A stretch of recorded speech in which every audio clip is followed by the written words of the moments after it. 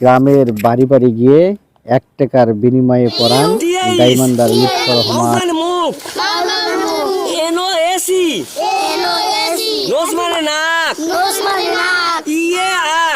টাকার অভাবে উচ্চ শিক্ষা নিতে না পারলেও শিক্ষার আলো ছড়িয়ে দিচ্ছেন প্রায় ৪ দশক ধরে। এলাকার সবাই তাকে ১ টাকার মাস্টার হিসেবেই চেনেন। দরিদ্র শিশুদের মাঝে শিক্ষার আলো ছড়িয়েছেন গাইবান্ধার এই লুৎফর রহমান। ৭১ বছর বয়সে এই মানুষটি গ্রাম থেকে গ্রামান্তর, কখনো পায়ে হেঁটে, আতা গাছে তোতা পাখি, ডালিম গাছে মৌ, এত ডাকি তবু কথা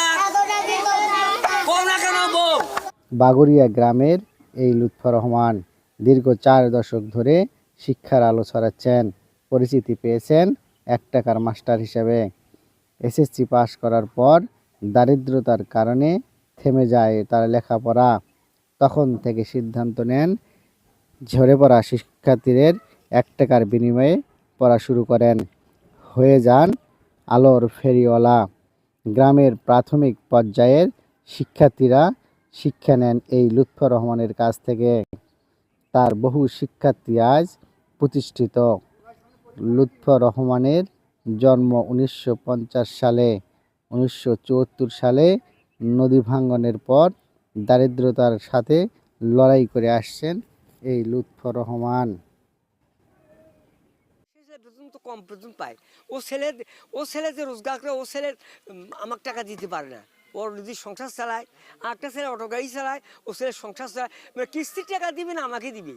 যে ছেলেটা আমার বড়, কিস্তির টাকা তুমি কেউ দেবে, আর আমার তো হাত আর পাও। ওই ছেলেটা, বড় ছেলেটা একটু জায়গা দিছি, ও ছেলেটা বেশি জায়গা তো দিবে না। আমাকে বলে আব্বা তুমি উঠেই যা জায়গা নেও, নিয়ে বাড়ি করো, আমি তো চিরদিনকে তোমাকে পাইলম, তোমার রোজগার করে খাও। তা আমি খুব কষ্টের মধ্যে আসি।